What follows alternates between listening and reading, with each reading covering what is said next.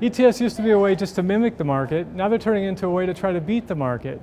We're talking with Todd Rosenbluth, the analyst at CFRA and super ETF guru, about ways to use ETFs to turbocharge the returns in your portfolio.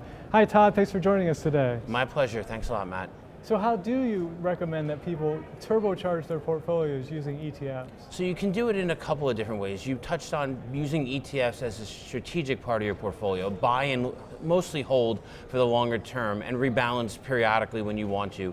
You would use lower cost, broadly diversified asset allocation products to be able to get that exposure in both US equities and fixed income, international equities, or you could be a bit more tactical in nature. You could lower the risk profile of your portfolio using lower risk or lower volatility, dividend-oriented ETFs. You could add some return enhancements, focusing on momentum or value-oriented ETFs, and be a little bit more tactical in nature, and then rebalance back as those situations work out well. Great.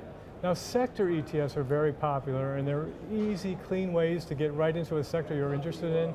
What are some ways that you recommend investors use those tools in their portfolios? So similarly, you can have things where it's the simple or the slightly more complicated.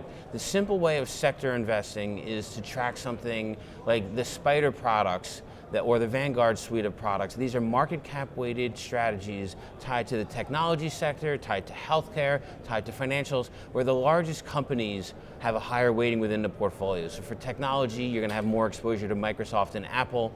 Than other sectors in financials, you'd have more JP Morgan, for example, or you could take a more fundamental approach to it. And so there's looking at ETFs that are focused on more characteristics like value or quality characteristics. And John Hancock has a suite of those products that are multi-factor in nature that are an interesting way of doing that. A little bit more of an active management tilt to sector investing. And then I guess there's a third way, if I may, is that you can get even more narrow with your portfolio construction and focus on a subset of that sector. So within financials, you may want to only focus on banks or insurance companies, and there's ETFs that give you exposure to that with the still diversification at the security level, just not at that industry level. That's interesting.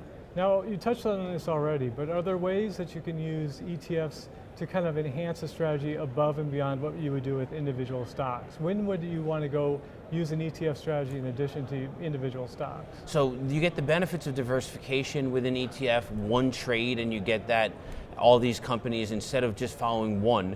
And so, for example, in the technology space, what's going to drive Apple is going to be different than what drives Intel or Qualcomm or Cisco Systems, to just name some of the large cap stocks.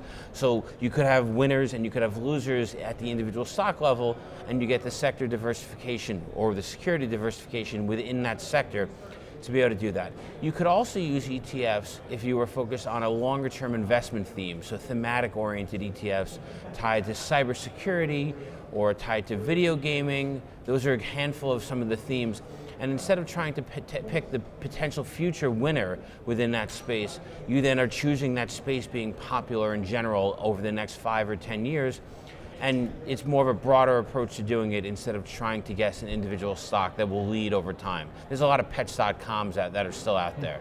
And I'll throw you a little curveball. In 2020, what do you think is going to be the hot trend in ETF land? So I think, if I'll answer that in two different ways, I think the key topic in 2020 is going to be focused on actively managed ETFs that are less transparent. So we've got Fidelity, we've got T. Rowe Price, we've got American Century. These are strong brand name asset managers that are going to be launching actively managed equity ETFs at some point during 2020. The assets are still going to be relatively small, but we think that that's an area of focus. From an asset perspective and a flows perspective, we think fixed income, which was extremely popular in 2019, almost as much inflows as equity ETFs throughout the whole year, despite being about a fifth of the size of the overall ETF market. We think we're going to see continued demand for these, we've been talking about equity ETFs, but to get exposure to the broader bond market or to be more tactical within high yield or focusing on less interest rate sensitive products, we think fixed income ETFs are going to remain a core part of investor portfolios.